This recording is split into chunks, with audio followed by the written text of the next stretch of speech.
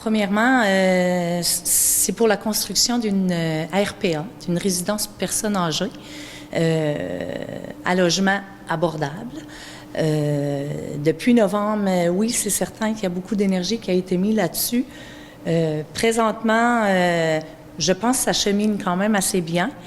On est parti, si on part de l'ancien conseil, on était statué sur le terrain de la rue D.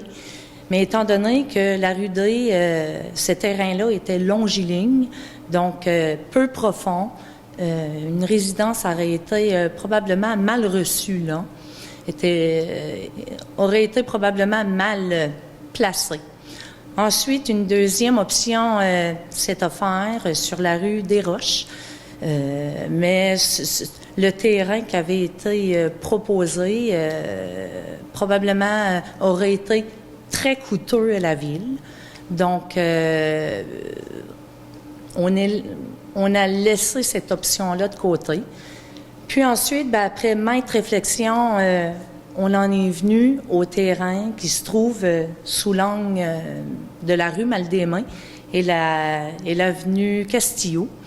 Donc, tout près du parc qui probablement sera développé un jour, je ne sais pas.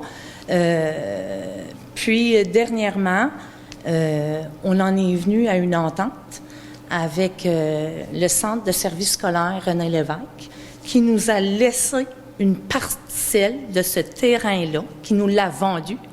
Je pense que c'est important de le dire. Je pense pour environ 13 000 $. L'emplacement de ce terrain-là, je pense qu'autour devrait être tenté à se développer. Si on regarde le complexe, la polyvalente, l'école La Source, puis peut-être notre parc, notre nouveau parc.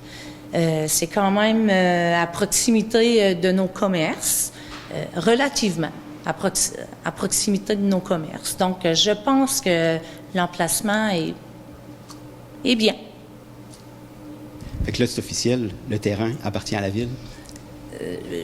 Du moins, il y a une entente qui a été faite. Oui, le terrain sera à la ville de Passepébiac, cette parcelle de terrain-là, pour notre projet de RPA, qui est environ un 40 logements, probablement 30 logements pour une résidence personnes âgées, puis un 12 logements abordables, comme peut-être pour des familles. Parce qu'on est en manque de logement ici à Passepébiac.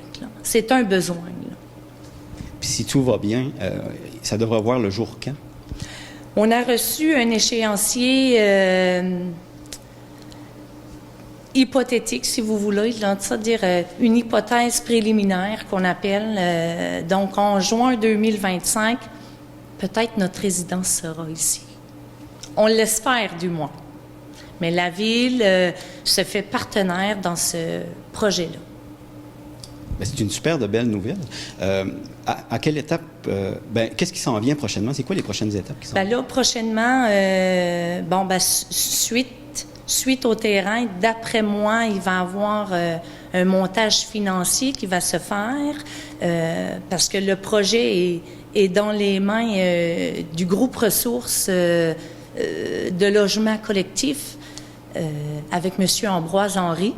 Puis ce projet-là, c'est certain qu'on a un accélérateur de projet qui est M. David Cormier, qui assure toujours un suivi